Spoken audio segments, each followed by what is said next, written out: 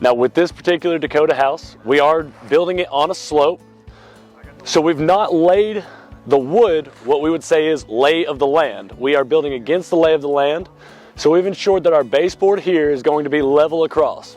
If you do build your greenhouse with the lay of the land, you would just let the board go down with it. And then when you made your measurement from your 36 inches for your roll-up side, it would be the same as if you leveled it out. You would want the same 36-inch gap down the length of your house, no matter what your slope or level may be.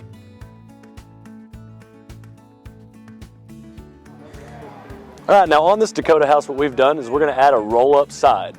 Now with the roll-up side on the Dakota house, it's gonna be a 36-inch opening for passive ventilation. So what we're gonna do is to make sure that our board lays level the entire way across, we've mounted the baseboard level with the ground, and then we've run it level down the length of the house.